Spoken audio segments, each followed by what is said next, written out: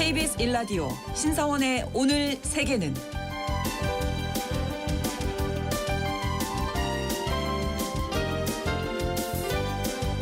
안녕하십니까. 아나운서 신성원입니다. 이스라엘이 가자 전쟁 휴전을 중재하던 카타르까지 공습한 이후 중동 정세가 또다시 요동치고 있습니다. 그동안 카타르는 하마스와 대화 채널을 유지하며 이스라엘과의 휴전, 인질 협상을 중재해 왔었고요. 가자 지구 재건과 인도적 지원에 필요한 자금을 관리하는 플랫폼 역할을 자임해 왔죠. 반면 이스라엘 네타냐후 총리는 이 같은 카타르의 행보를 두고 테러리스트들에게 모든 것을 줬다라고 비난하면서 공습을 정당화했습니다. 하지만 이스라엘의 우방인 미국은 물론이고 국제사회가 일제히 나서서 이스라엘을 규탄하고 있는데요. 이 가자 전쟁의 중재자를 자처한 카타르는 어떤 나라이고 이스라엘의 카타르 공습이 휴전 협상에 미칠 영향은 무엇인지 잠시 후 수상한 GPS에서 살펴보겠습니다.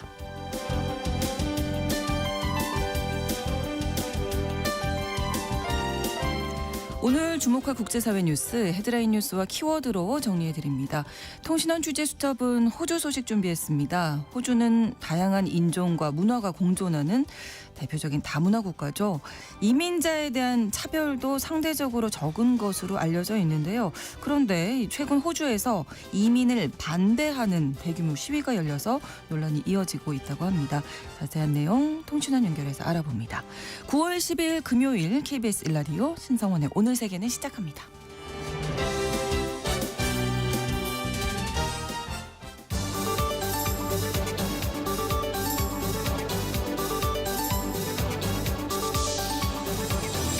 오늘 세계는 헤드라인 뉴스. 미국 이민당국에 구금됐다 풀려난 한국인 근로자 316명을 태운 전세기가 우리 시간으로 오늘 새벽 애틀랜타 국제공항에서 출발했습니다. 사전에 합의된 대로 수갑 없이 평상복 차림이었는데요. 탑승 인원은 자진 귀국을 선택한 한국인 316명과 외국 국적자 14명 등 모두 330명입니다. 전세기는 오늘 오후 3시쯤 인천공항에 도착할 예정입니다. 러트닝 미국 상무장관이 한미 관세 및 무역 협정과 관련해 미국과 큰 틀에서 합의한 대로 수용을 하거나 관세를 내야 한다고 밝혔습니다. 한미 관세 무역 협정 후속 협의가 교착 상태에 빠진 가운데 러트닉 장관이 한국을 강하게 압박하고 나선 건데요. 현재 한미는 대미 투자금을 어떻게 구성하고 이익 배분을 어떻게 할지를 놓고 이견을 보이는 걸로 알려졌습니다. 유엔 안전보장이사회가 현지 시간으로 11일 이스라엘의 카타르 수도 도하 공습 사태를 규탄하는 성명을 발표했습니다. 의장국인 우리나라를 포함한 15개 이사국은 국제사회 내 긴장 완화의 중요성을 강조하는 한편 카타르 주권과 영토 수호에 대한 지지를 재확인했는데요. 다만 성명에서 이스라엘을 언급하진 않았다고 로이터 통신이 전했습니다.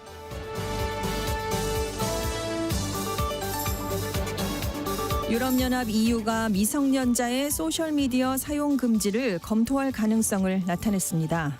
폰데어 라이엔 EU 집행위원장은 우리 사회는 아이들에게 특정 나이가 될 때까진 흡연이나 음주를 해선 안 되고 성인물을 봐선 안 된다고 가르쳤다면서 이젠 소셜미디어에도 같은 조치를 해야 할 때라고 말했는데요.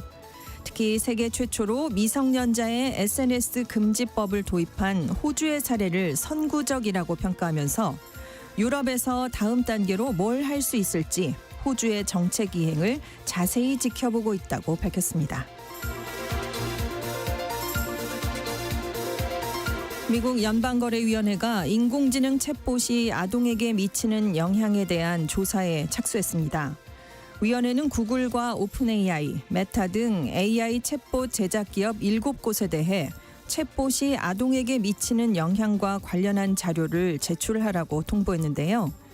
기업들이 챗봇을 어떻게 측정, 테스트, 모니터링하는지, 아동과 청소년의 사용을 제한하기 위해 어떤 조치를 취했는지를 조사하기 위한 것이라고 밝혔습니다.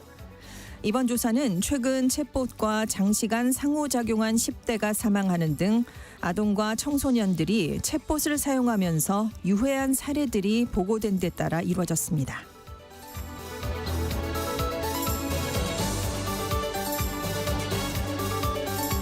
오늘의 헤드라인 뉴스 외신캐스터 전주현 씨가 전해주셨고요. 이번에는 키워드로 정리한 국제사회 소식을 살펴보겠습니다.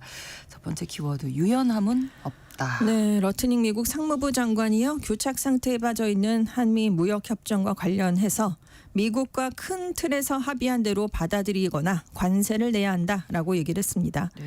한국은 이 대통령이 워싱턴 DC에 왔을 때 서명을 하지 않았다. 그래서 나는 한국이 지금 일본을 보고 있다고 생각하는데 그러면서 유연함은 없다. 일본은 계약서에 서명했다. 이렇게 얘기를 했습니다. 네. 그러니까 일본과 미국이 합의한 것처럼 미국이 요구하는 대로 미국의 3,500억 달러 약 487조 원을 투자한다고 얘기를 했는데 그 협정에 빨리 동의를 해라. 이런 얘기입니다. 네.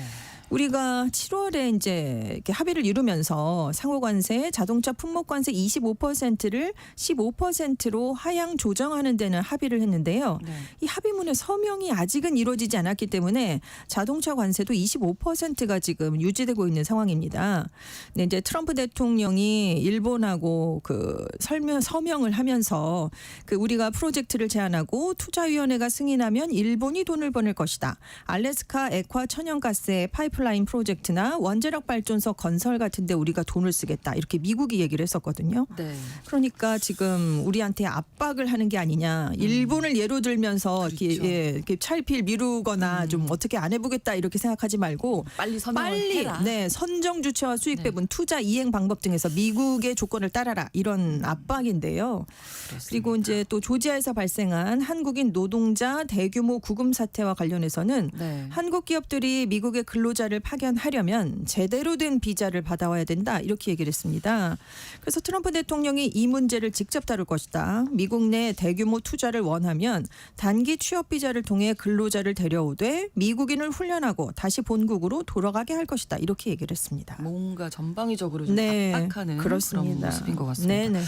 다음 키워드 청년 보수의 터닝 포인트. 네, 미국 청년 보수 정치 단체인 터닝 포인트 USA를 창립했고 이곳의 대표인 찰리 커크라는 인물이 10일 유타주에서 공개 토론회를 하던 도중에 총격을 받고 숨졌습니다. 올해 32살인데요. 복음주의 기독교도이자 트럼프 대통령의 열렬한 지지자였습니다. 그동안 언론 또 소셜미디어를 통해서 트럼프 대통령의 반이민, 반성소수자 정책을 지지해 왔습니다. 그래서 청년 보수의 얼굴, 차세대 보수 리더 이렇게 꼽혀왔는데요. 네. 미국의 대학 3,500곳 이상의 이 터닝포인트 USA 지부를 설립해서 작년 대선에서 젊은 층의 트럼프 대통령 지지를 이끌어냈다라는 평가를 받아왔습니다. 근데 이날 이제 토론회 행사 도중에 목에 총상을 입었습니다. 병원에 이송이 됐는데 직후에 사망 판정을 받았거든요. 이 범인이 행사장에서 약 183m 떨어진 건물에서 총격을 가했습니다. 근데 아직 범인이 체포되지 않았습니다. 네.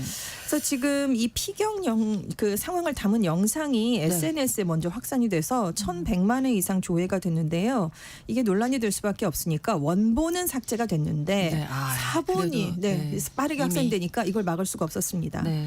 미국 연방수사국 FBI가 지금 용의자로 추정되는 남성의 사진을 X에 공개했습니다. 그래서 유용한 제보를 한 사람에게 최대 10만 달러, 우리 돈으로 약 1억 4천만 원의 보상금을 지급하겠다라는 얘기를 한 상황인데요. 네. 수사당국이 사건 직후에 이 대학 인근 숲속에서 수건에 감싸진 소총을 발견했습니다. 지금 월스트리트저널은 압수된 총기 탄약에서 트랜스젠더와 반파시스트 성향을 드러내는 문구가 발견됐다 이렇게 보도를 했는데요. 트럼프 대통령이 커크는 진실과 자유를 위해 목숨을 잃은 순교자다라고 외도를 하면서 미국 전역의 공공기관에 14일 오후 6시까지 조기를 개항하라고 지시했습니다. 네. 자, 이번 사건이 역대 어느 때보다 지금 갈라지고 분열된 미국의 정치 현주소를 보여주는 거다 이런 분석이 나왔다고요. 그렇습니다. 이번 사건이 단순한 총기 테러에 그치는 게 아니고요. 네. 미국 사회가 지난 10년 가까이 겪어왔던 정치적 양극 비핵화, 분열, 나아가서 민주주의의 위기를 상징하는 것이다라는 평가가 나오고 있습니다. 네. 프랑스 르몽드지가요. 미국 내부의 분노 수준이 높아지고 있어서 앞으로 정치 폭력이 더 확산될 것이다. 이런 전망을 내놨고요. 로이터는 전에는 정책 갈등에 집중됐던 이념적 분열이 이제는 더 깊고 개인적인 적대감으로 변모하고 있다. SNS에서 분노가 음모론, 개인적인 불만과 뒤섞여서 증폭이 되고 있다라고 보도를 했습니다. 네. 특히 아직 범행 동기가 정확하게 밝혀지지 않았거든요. 그랬는데도 트럼프 대통령이 커크를 나치에 빗댄 급진 좌파가 이번 테러에 책임이 있다. 이렇게 비판을 했거든요. 추가 폭력에 대한 우려도 지금 높아지고 있습니다. 네. 미국 사회가 사실 지금 진영을 막론하고 애도 메시지를 내긴 했습니다. 하지만 SNS 쪽에서는 이 진영으로 갈려서 동정과 비난하는 글들이 엇갈리고 있거든요. 네. 그러니까 이게 정치적인 분열, 미국의 양극화를 드러낸 것이다라고 뉴욕타임스가 지적을 했는데 가디언지가요. 미국에서 이어지는 정치 폭력이 미국 사회의 특징이 이제는 돼버렸다. 트럼프 대통령 재집권 또 미국 내 문화 전쟁과 맞물려서 이념 충돌과 정치적 극단주의가 점차 폭력적으로 변하면서 암살 사건이 빈번해지고 있다. 이렇게 분석을 했는데 네. 실제로 그런 일들이 많이 일어나고 있습니다. 6월에는 미네소타 주의회의 민주당 소속 하원 의원 부부가 새벽에 자택에 침입한 범인의 총격을 받아서 숨졌고요. 그렇죠. 5일에는 워싱턴 DC 시내에서 주미 이스라엘 대사관 직원 2명이 또 총격을 받아서 사망했습니다. 트럼프 대통령도 예외가 아니죠. 작년 7월 대선 당시에 총탄이 귀를 스쳐간 적이 있고 9월에도 자신의 골프장에서 총격 암살 미수범이 붙잡힌 적이 있었습니다. 네, 뭐 분노, 폭력, 네. 갈등, 분열 뭐 이런 네네. 모습이 자주 나타나는 미국 정치의 현 주소다 이런 분석이네요. 자, 다음 키워드 벼랑 끝 추락이냐 기사회생이냐. 네, 지금 벼랑 끝에 매달려 있는 사람이 있는데요. 네. 보우소나루 전 브라질 네, 네. 대통령입니다. 2022년 대선을 전후해서 쿠데타를 일으켜서 국가를 전복하려 했다라는 혐의로 지금 기소가 돼 있거든요. 그렇죠. 현지 연방 대법원에서 유죄 판결을 11일에 받았습니다. 대법원 일부 심리로 살핀 쿠데타 모의와 무장범죄 단체 조직, 중상해, 문화재 훼손 등의 사건에서 소속 대법관 5명 중에 4명이 피고인 유죄로 판결을 내렸는데요. 네. 보우소나루 전 대통령 군 장교 출신입니다. 네투 전 국방부 장관을 비롯한 최측근들과 함께 2022년 10월 대선에서 승리한 룰라 현 대통령 암살을 계획했다. 군부 쿠데타를 모의했다. 이런 혐의로 기소가 돼 있고요. 2023년 1월에 브라질리아에서 발생한 선거 불복 폭동을 조장했다라는 혐의도 함께 받고 있습니다. 그래서 지금 핵심 측근 7명도 다 이번에 대부분 유죄 판결을 받았는데요. 그래서 대법원이 앞으로 형량을 결정하는 논의를 하게 됩니다. 네. 그래서 지금 내란 우두머리 같은 무거운 혐의를 감안한다면 징역 40년 이상의 중형이 선고될 가능성이 크다라는 전망이 나오고 있는데요. 네. 보우소나루 전 대통령이 지금 70세입니다. 그러니까 40년 이상 중형이 나오면 사실상 종신형이다 이런 얘기가 나오고 있고요. 이번 판결이 역시 브라질 안의 정치적 분열을 심화하고 미국 정부의 반발을 불러올 것으로 예상되고 있는데 네. 트럼프 대통령 굉장히 친분을 과시하고 있지 않습니까? 그렇죠. 그래서 이번 판결에 대해서도 놀랍고 매우 불만이다 이런 반응을 보였다고 합니다. 그래서 지금 브라질 제품에 50% 관세를 부과해서 내정 간섭 논란을 불러오기도 했는데요. 지금 보우소나루 전 대통령의 아들인 에두아르도 보우소나루가 지금 인권 침해를 아버지가 당했다라면서 글로벌 마그니츠키 인권 책임법에 따라서 미국에서 브라질 대법관을 추가로 제재할 거다라고 주장을 했는데 미국 행정부는 이미 이번에 유죄 판결을 내린 지모라이스 대법관에게 이 법을 적용해서 제재를 하고 있는 상황입니다. 네. 네. 이제 보우소나루 전 대통령 재심 신청을 통해서 대법원 전원 합의체 판단을 구할 것으로 관측이 되는데요.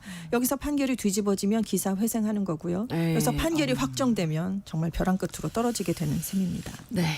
다음 키워드 헬스장 메뚜기족. 네, 중국 펑파이 신문이요. 최근 베이징을 비롯한 대도시를 중심으로 20, 30대 젊은이들이 그 체인형 24시간 헬스장을 이용하면서 숙박비를 아끼는 사례가 증가하고 있다라는 보도를 내놨습니다. 네. 그러니까 되게 헬스장에는 운동을 하러 가는데 운동하는 거죠. 이 젊은이들은 요가 매트를 바닥에 깔고 잠을 자거나 샤워 시설만 사용하는 방식으로 이용을 한다는 거죠. 네. 근데 24시간 이게 운영이 되니까 이 체인 그러네요. 그래서 한 직장인이 지금은 운동보다 잠이 더 필요하다 이렇게 얘기를 했다고 되게 하는데요. 가셔야죠. 네, 그러나 갈 수 있는 집이 없기 때문입니다. 이 헬스장에 한 달 정회권이 저렴해요. 약 200위안 우리 돈으로 37,000원 정도라고 합니다. 그러면 이게 이제 체인형이니까 네. 지역 제한 없이 모든 지점에 갈 수가 있거든요. 그래서 고정된 주거지 없이 여러 지점을 이동하면서 휴식을 취할 수 있는 장점이 있습니다. 그래서 점심시간에는 직장 근처 지점에서 짧게 휴식을 하다가 네네. 퇴근한 뒤에는 다른 지점으로 이동해서 숙면을 취하는 이른바 유목형 생활을 하는 청년들도 있는 상황인데요. 헬스장 업체들은 곤란하겠죠. 그렇죠. 네, 예. 그래서 운동하다가 짧게 휴식하는 건 허용하겠지만 숙박을 목적으로 한 장시간 체류는 금지한다라는 방침을 만들었습니다. 그래도 비용 절감을 위해서 이런 헬스장 메뚜기족이 되려는 청년들이 너무 많기 때문에 관련 논란이 좀 이어질 것 같은데요. 네. 그럼 주거 비용이 얼마나 들까? 이 베이징 도심의 원룸 월세가 우리 돈으로 110만 원에서 270만 원이고요. 예. 외곽 지역으로 나간다고 해도 월세가 한 달에 74만 원에서 130만 원 수준인데 100만 원 정도는 드는군요. 최소. 네. 예. 근데 아까 월 이용료 헬스장이 3만 3만 7천 원이니까 네, 네. 그래서 이제 이 사람들을 과연 막을 수 있겠느냐라는 그러게요. 얘기가 나오는 건데요. 예. 그래서 전문가들은 이런 현상이 청년들의 단순한 일탈이 아니다. 높은 월세와 물가, 실업률 증가 같은 경제적 압박에 대응하는 이른바 생존 전략이다라는 분석을 내놨습니다. 취업도 쉽지 않으니까 네. 예, 이런 현상이 또 벌어지는군요. 다음 키워드입니다. 특별한 주장엔 특별한 증거가 필요하다. 미국 항공우주국 나사가 현지 시각으로 11일에 긴급 기자회견을 열었습니다. 네. 그래서 탐사 로버 퍼서비어런스가 수십억 년 전에는 물이 있었지만 지금은 말라있는 화성의 호수바닥 예제로 분화구 근처에서 새로운 생명체의 흔적을 발견했다. 이렇게 얘기를 했는데요. 네. 이게 지금까지 화성에서 발견한 가장 확실한 생명체 신호일 가능성이 있고요. 생각했던 것보다 화성에서 더 오랫동안 생명체가 존재했을 가능성을 시사한다라는 얘기를 좀 내놨습니다. 네. 작년에 화성 분화구에서 샘플을 채취했대요. 그런데 이 잠재적 생명체의 흔적이라고 표현을 했는데 생물학적 기원을 가질 수 있는 물질이나 구조물을 말하긴 하는데 이게 정확하다라고 결론을 내리려면 추가 연구가 필요하다라는 딱지가 붙은 걸 이렇게 지칭한다고 합니다. 일단 이 퍼서비어런스가 채취한 암석을 보니까 얼룩처럼 보이는 부분이 나왔어요. 그런데 미생물 생명체가 암석 내 유기탄소나 황, 인 등의 원료를 에너지원으로 사용했을 경우 남기는 흔적일 것으로 추정이 되고 있습니다. 그리고 이번 샘플이요. 비교적 최근 생성된 지층에서 발견돼서 더 의미가 큰데 네. 왜냐하면 기존 학설이 추측하는 것보다 더 늦은 시기까지 화성에서 생명체가 활동했을 수도 있기 때문입니다. 네. 그래서 아까 특별한 주장엔 특별한 증거가 필요하다라고 말씀을 드렸는데 네. 외계 생명체를 찾고 있는 과학자들이 즐겨 인용하는 칼 세이건의 명언이라고 합니다. 그래서 뉴욕타임스가요. 현재로서는 이번에 발표된 암석의 증거는 특별하다기보다는 흥미로운 수준이다라고 평가를 했는데 네. 그럼 암석을 가져와서 좀 네. 더 분석을 해봐야 되잖아요. 그렇죠. 연구진은 일단 이 암석에서 생명체 증거가 나올 확률은 동전 던지기보다 높다 이러면서 기대감을 나타내고 있는데 네, 지금 빨리 가져와야 되는데 화성이 멀잖아요. 그렇죠. 가야 되는데. 네, 근데 나사 예산이 부족합니다. 그래서 워낙은 2030년대 초반에 가져올 것으로 지금 예상이 되고 있는데 네. 지금 돈이 없어서 다른 작업들 프로젝트들도 미뤄지고 있거든요. 그래서 이게 과연 2030년대 초반에 올 수 있을 것이냐 아직은 불확실하다고 합니다. 증거를 빨리 찾는 관건이군요. 다음 키워드입니다. 노래를 통해 하나가 되지 않는 유럽. 워낙은 하나가 되자면서 지금 유럽 최대 가요 축제이자 경연대회인 유로비전 송 콘테스트가 매년 펼쳐지고 있습니다. 예, 예. 내년에 70회를 맡게 됐어요. 근데 이 70회 좀 의미가 있는 행사가 네. 파행 속에 치러질 가능성이 벌써부터 나오고 있습니다. 왜냐하면 일부 국가에서 이스라엘 대표팀이 출전하면 우리는 행사를 보이콧하겠다라는 입장을 내놓고 있기 때문입니다.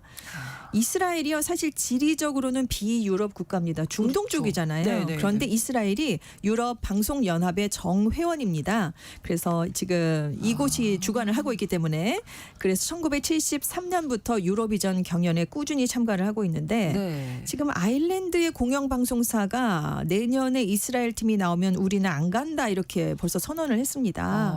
가자지구에서 이스라엘에 의해 끔찍한 인명피해가 발생하는 점을 고려할 때 대회에 참여한다는 건 비양심적인 일이다 이렇게 얘기를 했는데요. 네. 아일랜드가 유로비전 경연대회에서 그동안 7번이나 1위를 차지한 주요 국가입니다. 그러니까 불참 선언에 좀 무게가 실릴 수밖에 없고요. 그러네요. 아일랜드뿐만이 아니라 슬로베니아, 스페인도 같이 보이콧하겠다는 입장을 나타냈고요. 네. 아이슬란드 역시 이스라엘 측의 움직임을 주시하면서 경연에 도전을 할 것인가를 지금 판단을 내린다고 합니다. 지금 유로비전 경연은 전대회 우승국이 그 다음 해에 그 개최권을 자동으로 따냅니다. 네네. 69회 대회가 5월에 스위스 바젤에서 열렸는데 네. 오스트리아 팀이 우승해서 이제 내년에 오스트리아네요, 빈에서 그러면. 이제 열리게 되는데 네. 지금 올해 좀 벌써 이게 좀 파행으로 치러질 가능성이 제기가 된 게 네. 이스라엘 가수가 여기 출전을 했어요. 새로운 날이 떠오를 거야라는 곡으로 2위를 차지했는데 네. 그래서 소감을 이제 물어볼 거 아닙니까? 네. 2등을 했으니까. 네. 내가 하마스가 기습 공격했는데 가까스로 몸을 피했다. 하마스가 방공호에 숨은 우리를 찾아내서 총을 쐈다. 뭐 이렇게 난 시신들 아래 숨어서 나는 간신히 살았다. 이런 얘기를 하니까 네. 결선 당일에 반 이스라엘 시위대 200여 명이 라파엘의 공연을 즉각 중단하라라면서 이때부터 파행 조짐이 슬슬 보였습니다. 네.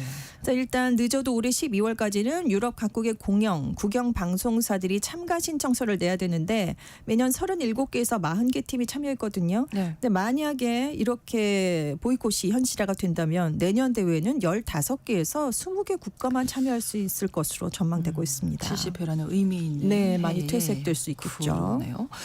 마지막 키워드 탐욕의 식탁입니다. 유니세프가 탐욕의 식탁이라는 보고서를 발표했는데요. 네. 전 세계 190개국의 자료를 분석해 봤더니 5세에서 19세 사이 아동과 청소년의 저체중률은 2000년 이후 약 13%에서 9.2%로 줄었는데 같은 기간 비만율이 3%에서 9.4%로 3배 넘게 늘었습니다. 네. 전 세계 아동 비만율이 저체중률을 앞지른 건 이번이 처음이라고 하는데요. 지금 전 세계 아동 청소년 10명 중에 1명꼴이 비만인 것으로 추정이 되고 있습니다. 태평양 섬나라들에서 좀 과체중 비율이 높았는데요. 네. 우리나라도 예외가 아닙니다.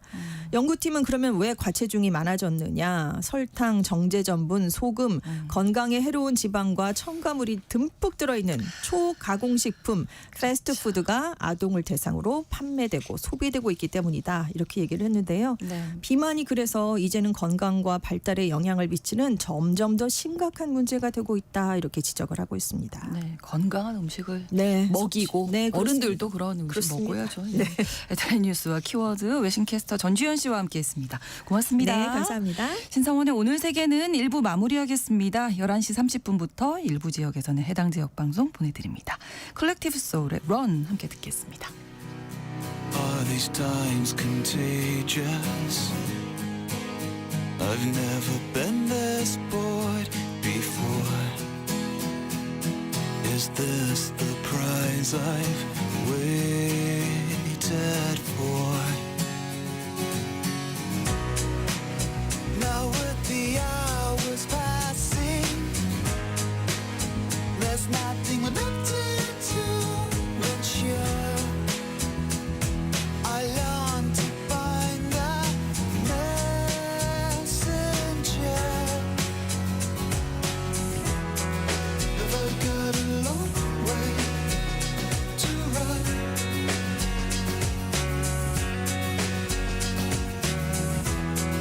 Have I got a long way to run?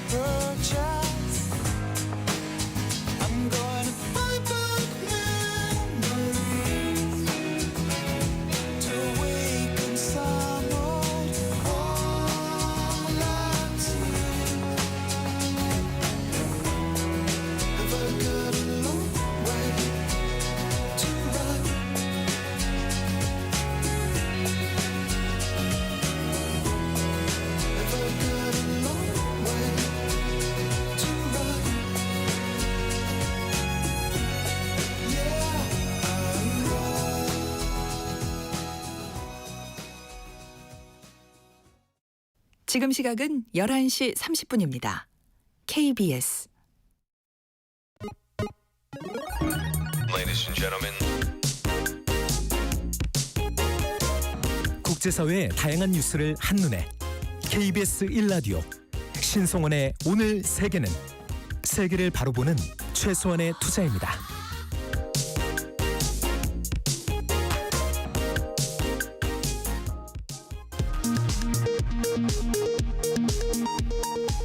이 시각 라디오 정보센터 뉴스입니다. 이재명 대통령은 어제 인사청문 경과보고서가 의결된 최규진 사회부총리 겸 교육부 장관 임명안을 제거했습니다. 국민의힘은 전교조 보훈 인사라며 반발했습니다. 조희대 대법원장이 정부 여당이 추진 중인 내란 특별 재판부에 대해 대법원이 검토하고 있다고 밝혔습니다. 대법원은 오늘 전국 법원장 회의를 소집해 사법개혁 입법과 내란 특별 재판부 등에 대한 대응 방안을 논의합니다. 더불어민주당은 국민의힘 송원석 원내대표의 막말 논란과 관련해 국회 윤리위 제소와 의원직 제명을 추진한다고 밝혔습니다. 국민의힘은 3대 특검법 수정안 합의가 파기된 것과 관련해 본질적으로 이재명 정권 수뇌부의 합작 사기극이라고 비판했습니다. 미 이민당국에 구금됐다 풀려난 한국인 노동자 316명을 태우고 애틀랜타 국제공항을 출발한 전세기가 오늘 오후 3시쯤 인천공항에 도착할 예정입니다. 강훈식 대통령 비서실장은 인천공항에서 이들을 직접 맞이할 예정입니다. 미국을 방문 중인 조현 외교부 장관이 공화당과 민주당 소속 연방 상원 의원들을 만나 한국 국민 구금 사태 등에 대해 논의했습니다. 상원 의원들은 유사 사례 방지를 위해 비자 관련 입법 등 제도적 지원을 모색하겠다고 밝혔습니다. 지금까지 라디오 정보센터 뉴스 정한나였습니다.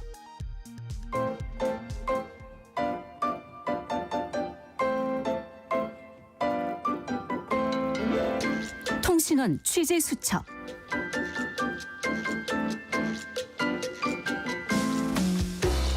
대표적인 다문화 국가로 꼽히는 호주에서 최근 이민을 반대하는 대규모 시위가 전국적으로 진행됐다고 합니다. 그 파장 지금까지 이어지고 있다고 하는데요.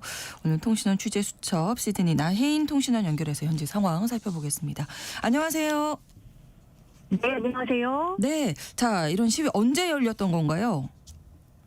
네, 바로 지난달 31일 일요일 오후였습니다. 네. 호주 내 9개 도시에서 동시다발적으로 마치 포 오스트레일리아, 즉 호주를 위한 행진이라는 시위가 진행됐습니다. 이 주최 측은 끝없는 인인, 약한 리더십, 정치적 비겁함 때문에 호주가 대부분의 국민이 동의하지 않는 방향으로 변하고 있다라고 주장하면서 대규모 이민을 중단하고 호주의 정체성을 되찾자라고 외쳤습니다. 이날 참석한 많은 사람들은 호주 국기를 흔들거나 몸에 걸치고 호주를 최우선으로 또는 이곳을 사랑하지 않는 사람은 호주를 떠나라라고 외쳤습니다. 시드니와 멜번 등 일부 도시에서는 맞불 집회가 근처에서 펼쳐지면서 이 두 시위대가 충돌하는 사태도 발생했습니다. 네. 정확한 수치는 집계되지 않았지만 시드니에서만 경찰 추산 약 15,000여 명이 시위에 참석하는 것으로 보이는 만큼 전국적으로 수만 명이 참여한 것으로 추정됩니다. 반이민 시위를 주최하는 측은 어떤 곳인가요? 네, 정확한 주최 측은 밝혀지지 않았지만 네. 일부 극우 단체와의 연계 가능성이 제기됐습니다. 이 주최 측은 이 국가사회주의 네트워크와 같은 이 호주 내 극우 친나치 단체와 거리를 두고 있다고 밝히기는 했습니다. 네. 하지만은 호주에서는 이미 잘 알려진 친나치주의자인 이 토마스 스웰이 멜번 집회에서 연설자로 나섰고요. 이 시드니 집회에서는 백인 우월주의 단체인 화이트 오스트레일리아 뉴사우스웨일즈의 대표가 무대에 올라서기도 했습니다. 또한 호주 정치권의 대표적인 극우 인사들도 연사로 참여했는데요. 호주에서는 잘 알려진 포퓰리스트이자 반이민, 반다문화주의의 상징적인 인물인 원 네이션당의 폴린 헨슨 대표는 캔버라 집회에서 연사로 나섰고요. 네. 농촌을 기반으로 하는 전통적인 보수주의자 밥 캐터 연방 하원 의원도 타운스빌 집회 연사로 참여했습니다. 그렇군요. 사실 호주가 세계적으로 다문화 국가로 알려져 있는데 왜 갑자기 이런 반이민 시위가 일어난 건지도 궁금합니다. 네, 사실 이번 시위는 단순히 이민자를 겨냥했다기보다는 네. 경제적, 사회적 불안이 이민 문제와 연결되면서 일어난 현상이라고 볼 수 있습니다.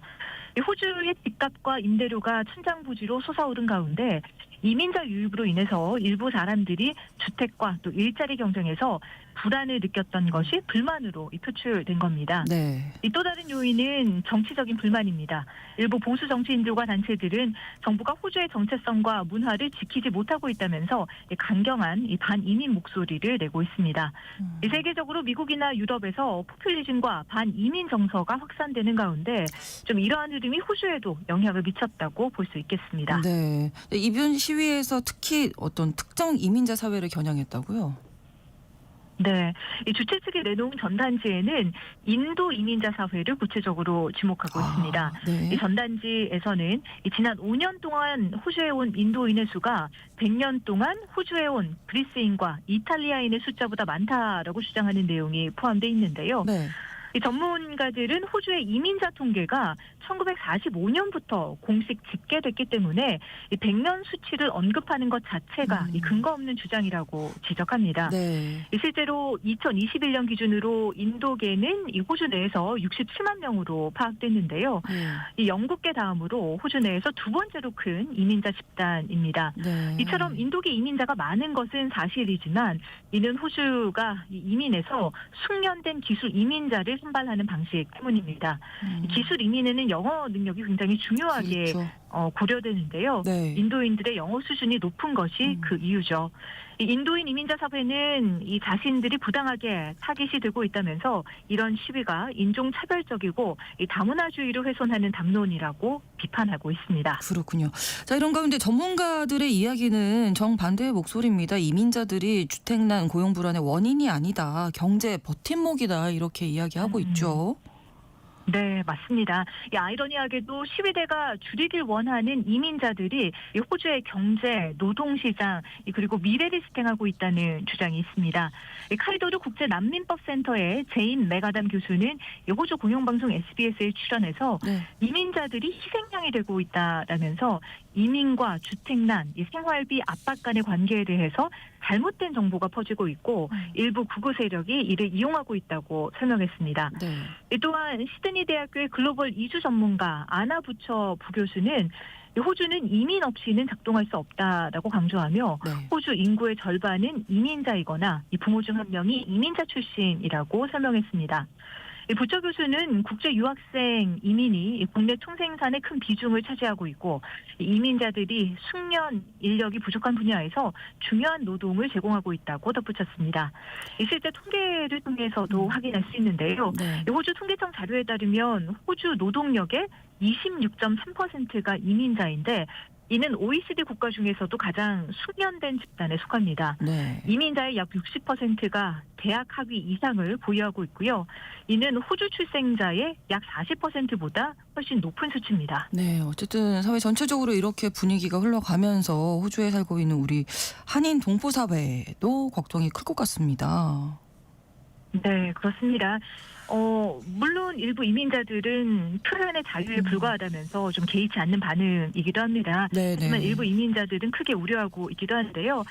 하지만 앤서니 알바니지 호주 연방 총리를 비롯해서 호주 정치권은 이번 시위를 공개적으로 비난하고 있고요. 이는 이민자들에게 굉장히 큰 힘과 위안이 되고 있습니다. 이 알바니지 연방 총리는 이번 시위를 혐오를 퍼뜨리는 행사로 규정하고 단호하게 대처하겠다고 밝혔습니다.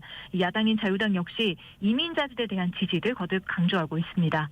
호주의 많은 이민자들은 이 잘못된 정보를 알리는 동시에 호주 다문화주의 사회의 성숙함을 믿고 좀 인내하고 있는 상황인데요. 네. 호주 사회가 다시 안정과 화합을 찾아가길 바라고 있습니다. 네.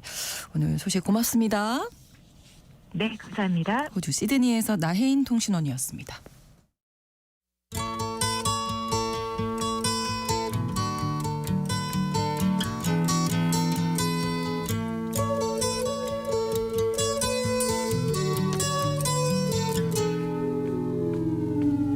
Here comes the sun. 넓은 지구촌의 한 지역 장소를 중심으로 우리가 주목할 이야기 전해드리는 수상한 GPS입니다. 오늘도 구정은 국제전문기자와 함께하겠습니다. 어서 오십시오. 안녕하세요. 네. 자, 오늘 이제 카타르에 대해서 얘기를 해볼 텐데 이스라엘이 이 중동국인 카타르까지 공습을 완전 했습니다. 무법천지예요. 그렇습니다. 9월 9일 현지 시간으로 9일 밤부터 10일 새벽 그 사이에 네. 카타르 수도인 도하의 도심에 있는 이제 모종의 시설들을 공습했는데, 그러니까 최소 3명이 숨졌는데 그 중에 카타르 장교 한 명 있었어요. 네.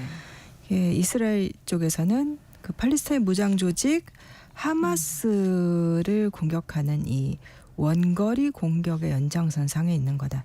이걸 표적 살해, 암살 공격이라고들 해요. 네. 당연히 국제법상 불법입니다.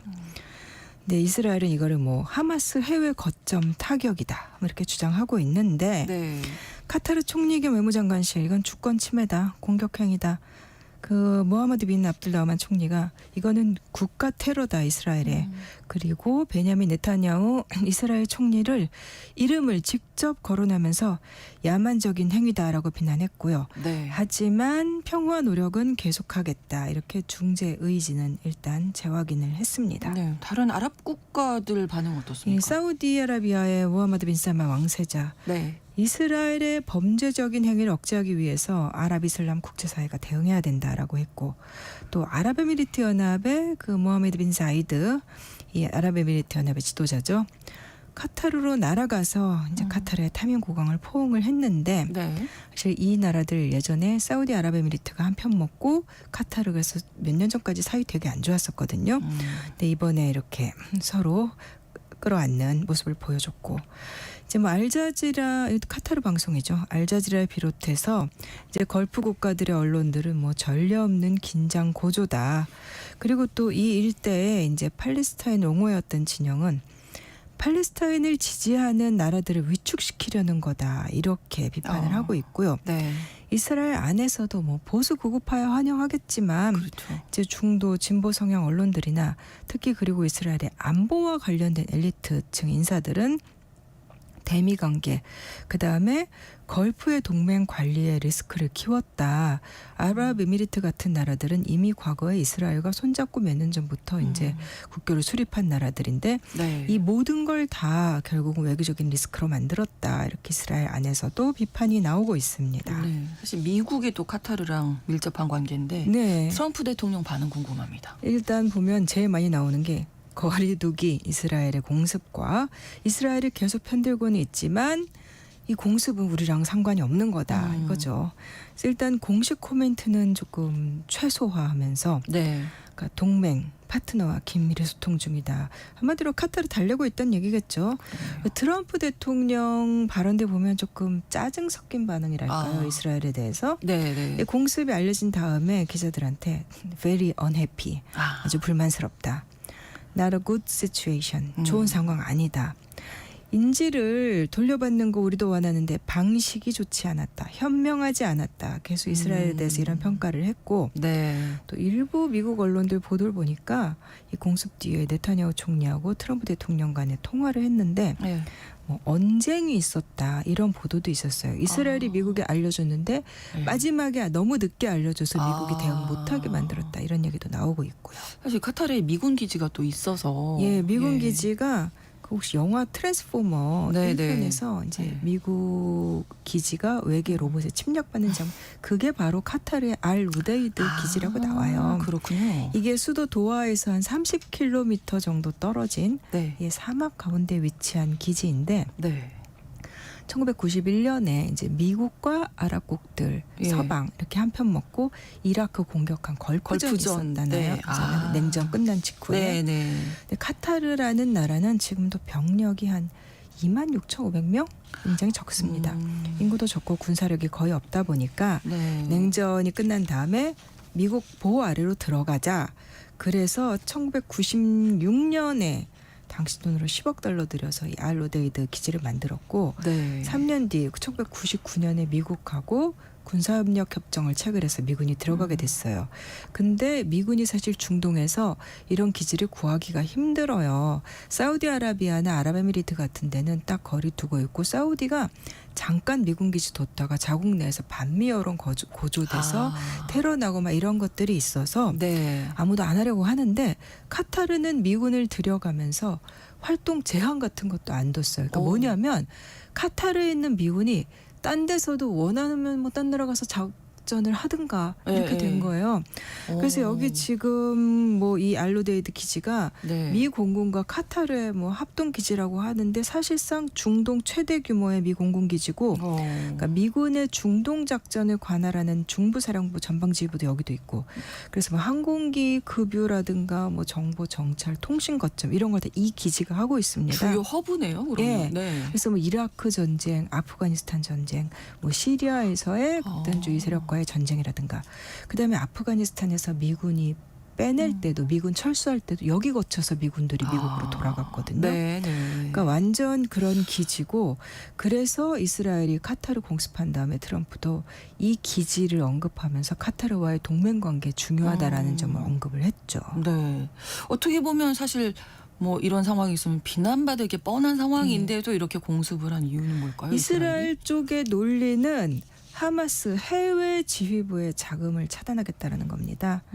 사실 계속해서 뭐 2023년 10월에 전쟁 시작한 다음에 이스라엘이 뭐 레바논, 시리아, 예멘 뭐 이 전방으로 곳곳을 뭐 이란한 데서는 또 뭐 딴 이유로 폭격을 했고 네. 이제 그거 갖다 이제 하마스 연계망에 그 대한 얘기를 계속 원거리 하고 있죠. 공격이다라고 네. 주장을 하는데 네. 근데 카타르는 하마스 해외 지휘부가 이 가자 공격 시점까지 카타르에 있었던 건 맞아요. 근데 이제 카타르는 하마스하고 대화 채널을 계속 유지를 하면서 이제 휴전 협상이라든가 인질 협상, 석방 협상 이런 거를 중재하는 입장이었어요. 그리고 네. 또 가자 지구의 그 인도적 지원 이거 자금도 우리가 플랫폼 역할을 하겠다 이렇게 해왔었고 네. 근데 미국이나 유럽연합도 누군가는 이런 역할을 해야 된다는 걸 인정을 하고 있습니다. 근데 이스라엘이 이번에 중재자 자체를 이제 공격을 해버린 거죠. 그러니까 당연히 유엔이나 유럽연합에서도 이번 공격에 대해서는 굉장히 비판을 하고 있죠. 네. 일단 카타르 하면 우리로서는 이제 자원부국이다. 네. 뭐 이 정도만 알고 계실 텐데 어떤 나라인지 한번 알아볼까요? 그러니까 정체로 보면은 입헌군주국인데 근데 뭐 유럽의 이렇게 대의민주주의 국가랑 좀 다릅니다. 사실상 국왕이 많은 정권을 행사하는 그렇죠. 이제 그런 나라인데 네. 그렇지만 뭐 전제 왕정 이렇게 보기에는 또 다른 요건들이 좀 있고 네. 의회 비슷한 거라든가 이제 아라비아 반도 동쪽에 톡 튀어나온 반도 안에 반도예요. 그 제일 유명한 그 알자지라 방송의 네네. 알자지라라는 말이 반도 섬 이거를 뜻하는 거거든요. 그렇군요. 네. 면적이 11,600제곱킬로미터 굉장히 작습니다. 예. 예, 우리나라 한국에 한 5분의 1도 안 되죠. 인구가 한 320만 명 정도 되는데 인구도 굉장히 적습니다만 그러네요. 거기 살고 있는 이 320만 명 중에서 실제로 카타리 즉 카타르 국적자는 10%밖에 안 돼요. 아, 그래요? 예. 근데 걸프의 산유국들이 대체로 인구가 굉장히 적습니다. 그렇죠. 주민 대부분이 이주자고 아. 주로 남아시아계 인도, 파키스탄, 네팔, 방글라데시 이런 데서 온 이주 노동자들입니다. 네. 말씀하신 대로 자원은 많습니다. 많죠. 네. 예. 근데 석유를 보면 네. 확인된 매장량이 한 252억 배럴이니까 뭐 세계 기준으로 봤을 때 뭐 탑10 안에 들고 그러진 않아요. 한 13위에서 15위 정도? 근데 원유 생산량도 뭐 재작년 기준으로 한 세계 15위 정도 뭐 어마어마한 건 아닙니다. 뭐 네. 그래도 우리 입장에서 부럽습니다만 그렇죠. 네. 카타르에게 더 중요한 건 사실 천연가스예요. 근데 확인된 매장량이 1위 러시아, 2위 이란, 그 다음이 세계에서 세 번째입니다. 카타르예요. 예, 아, 또 천연가스가. 우리한테도 중요한 게 네. LNG 수출 능력. 우리랑도 관계가 밀접하죠. 네. 이거는 미국, 호주에 이어서 세계 3위고 당연히 이 나라 뭐 소득 높습니다. 작년 1인당 GDP가 71,600달러였는데 이거 명목 GDP고 네. 구매력 기준 즉 실질 GDP는 1인당 11만 6천 달러였습니다. 그렇군요. 네, 아까도 잠깐 언급을 해주셨지만 이 카타르 왕실에서 흥미로운 면은 어떤 건가요? 이 나라는 이 중동 볼 때 어떻게 네. 보면은 가장 재미나고 신기한 나라 중에 하나예요. 그러니까 영국의 보호령을 거쳐서 식민지는 아니었고 보호령 거쳐서 1971년에 독립을 했는데 네. 그 전부터요, 그 후부터 계속해서 알사니라고 부르는 왕가가 통치를 하고 있어요. 네. 근데 1995년에 벌써 30년 됐네요. 당시 43살이었던 네. 하마드라는 왕세자가 자기 아버지 국왕한테 물러나시오 하고 그러니까 이제 무혈 쿠데타 같은 거 궁정 쿠데타라고 부르는데 뭐 이렇게 뭐 총 들고 이런 건 아니고 네네네. 나가라 해서 내보낸 다음에 집권을 해버렸습니다. 그게 95년이었고 그 이듬해 96년에 그 유명한 알자지라 방송을 만든 거죠. 네. 우린 서구화하겠다. 그리고 LNG 중심으로 이제 국가 전략도 짜고 사실 걸프의 왕국들이 주로 이제 후진적인 정치 구조라든가 그렇죠. 경제적으로 뭐 화석연료 의존도 너무 높다 이런 얘기 많이 네, 하잖아요. 네. 근데 카타르는 하마드 국왕이 즉위한 다음에 거의 뭐 미래를 향한 돌진 그런 그러네요. 거였습니다. 계획이 있었네요. 어떻게 네. 보면. 2013년에 더 놀라운 거는 네. 하마드가 난 이제 물러나겠다. 뭐 젊은 사람이 개혁해야 된다는 거예요. 개혁 네. 계속하려면. 그래서 아들 타밈한테 전격적으로 왕위를 물려줬습니다. 이 타밈 현 국왕 1980년생입니다. 네. 그래서 즉위한 다음에 이제 젊은 지도자로서 뭐 실용 외교, 그다음에 스포츠 교육 투자, 2022년 월드컵 많이 카타르 월드컵. 기억하잖아요. 예, 예. 그때 이제 현 국왕, 이 타민 국왕 키가 어마어마하게 큽니다. 한 2m 가까이 될 거예요. 하고 아버지인 전 국왕이 이렇게 같이 나와서 인사를 했었어요. 네. 근데 여기가 뭐 대의민주주의는 아니지만 어쨌든 전통적 부족 집단들이 이렇게 네. 왕실과 일종의 암묵적인 계약 같은 거예요. 그 왕실을 지지하고 또 그다음에 그때 뭐 이주 노동자들 처우 문제도 나오기는 했지만 어쨌건 자국민들은 복지라든가 고용이라든가 주거 뭐 이런 걸로 확고하게 해주니까 지지 기반은 굉장히 안정적인 걸로 알려져 있습니다. 그렇겠네요. 외교적으로도 아랍권 내에서 좀 남다른 행보를 보였거든요. 네. 일단 역시 크지 않은 나라입니다만 네. 이제 외교홍보는 굉장히 눈에 많이 띄었어요. 거의 한 지난 10수년간 카타르는 네. 대체로 이렇게 중동에서 그 이전에 사우디라든가 이런 나라들보다 훨씬 더 뉴스에 많이 등장하는 나라였는데 네. 이제 뭐 월드컵이라든가 그런 것도 있지만 제일 중요한 게 중재자 역할입니다. 그러니까 뭐 이스라엘 그 가자 전쟁도 그렇고 사실은 이제 걸프의 다른 아랍 국가들이 이란하고 사이가 굉장히 안 좋잖아요. 그렇죠. 근데 카타르는 이란하고도 좀 우호적인 관계예요. 사실은 이란하고 이 페르시아 이 걸프 네. 이 걸프를 사이에 두고 바다를 사이에 두고 마주보고 있는데 네. 해저에 어마어마한 가스전 세계 최대로 알려진 천연가스전이 있어요.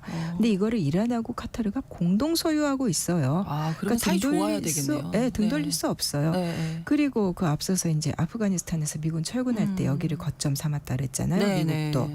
카타르에 이제 군사기지가 있는 것도 있지만 당시 미국이 탈레반하고 협상할 때 조 바이든 정부 때 네. 그것도 카타르가 중재를 했었어요. 오, 예. 그렇군요. 그러니까 탈레반하고도 관계 완전히 안 끊고. 근데 저런 식으로 설명해요. 특별히 누구를 좋아서라기보다 네. 전방위로 보험 들어놓는 스타일 있잖아요. 그러니까 여러 세력에 자금을 지원하는 거예요. 아, 좋게 그래서 좋게 관계를 유지하는 그러다 거군요. 보니까 어느 나라 정부랑도 안 끊고 네. 그날 또 어떤 풀뿌리 이슬람권의 풀뿌리 조직 근데 그런 거 전제국 권위주의 국가들이 싫어하거든요. 그렇죠. 그런 데들도 또 자금도 잘 지원해주고 주고. 하마스라든가 이제 이런 거 그다음에 이제 알자지라 방송이 자기네 왕실 말고는 다른 나라 왕실은 다 성역 없이 비판해버리는 거예요. 그래서 이제 2017년부터 2021년까지 사우디라든가 아랍에미리트, 바레인, 이집트 이런 나라들이 한편 먹고 카타르랑 아예 단교까지 하는 그런 상황이 벌어졌었는데 네. 그럼에도 불구하고 어쨌든 미래 전략 차원에서 보면 제일 앞서가는 나라예요. 뭐 그러게요. LNG도 그렇고 네, 네. 그 지역의 허브. 그래서 경제에서는 허브, 외교에서는 중재. 네. 그래서 현지 언론들은 허브 브로커 모델 이렇게 아. 표현하기도 합니다. 네. 네, 어쨌든 뭐 이번 사건이 이 카타르 미국 관계라든지 가자 전쟁 휴전 협상에도 미칠 영향에 영향이- 대해서 뭐 여러 가지 얘기가 예, 나오겠네요. 있겠죠. 당연히. 일단 협상 위축될 가능성이 높고 그렇죠. 카타르 입장에선 그 이른바 중재 허브 모델이 이제 시험대에 오른 거고 이제 미국도 미국에 저렇게 큰 군사기지가 있는 나라도 이스라엘이 때려? 이렇게 된 거잖아요. 그렇죠. 그러니까 영내에서 미국의 신뢰도라든가 미국의 어떤 조정 능력 의문이 제기될 거고 그다음에 가자 전쟁 이후에 아랍권이 가만히 있는 것 같지만 불만이 계속 쌓여가고 있는데 결국 미국한테는 나중에 다 비용으로 돌아갈 거예요. 이스라엘 역시 현지 언론들이 단기적으로는 전술 성과가 있었는지 모르지만 장기적으로는 비용이 커질 거다라고 지적을 했습니다. 그렇습니다. 우리 정부도 논평을 냈습니다. 네, 10일 외교부 대변인 논평이 나왔는데 네. 이스라엘의 공격은 카타르의 영토 주권을 침해하는 용납할 수 없는 행위다라고 못 박았습니다. 그리고 이제 영내 불안정이 악화될 가능성 우려한다라는 것과 함께 중동 평화를 위한 카타르의 중재 노력을 높이 평가한다. 그리고 조속한 휴전과 인질 석방을 위한 당사자들의 노력을 촉구한다. 굉장히 절제되게 짚을 거는 다 짚었다. 전문가들도 이렇게들 평가를 하시던데 네. 그런데 이제 다음 달에 한국 무기 박람회 열리는데 또 여기 이스라엘 무기업체들이 대거 이제 참가한다는 거예요. 네. 그래서 지금 국내에서 이것 때문에 말이 많습니다. 지금 팔레스타인의 독립국가로 인정한 나라들이 세계에서 150여 개국, 인정 안 한 나라들이 얼마 안 되는데 한국은 인정 안 하고 있죠. 근데 지금 뭐 프랑스, 영국, 캐나다 등등 다 인정하겠다고 선언을 했고 스페인에 이스라엘 제재까지 들어갔고 네. 그 영국이 지난달에 런던 방산 전시회에 이스라엘 정부 대표단을 초청하지 않았대요. 근데 한국은 일본의 전쟁 범죄의 피해라는 그런 역사를 안고 있잖아요. 여기서 국제적인 명분과 윤리적인 기준 이런 거 흐름을 정말 잘 읽어야 될 것 같습니다. 그렇습니다. 카타르 중재 허브로서의 이 역할이 앞으로도 좀 계속 될 수 있을까요? 계속 하려고 할 거예요. 네, 네. 그게 어떻게 보면 국가 전략이기 때문에 네. 다만 포기하지는 않겠지만 네. 쉽지는 예. 않겠죠. 알겠습니다. 오늘 이렇게 수상한 GPS 구정훈 국제전문기자와 함께했습니다. 고맙습니다. 감사합니다. KBS 라디오 신성원의 오늘 세계는 마치겠습니다. 다음 주 월요일 오전 11시 5분 다시 뵙겠습니다. 고맙습니다.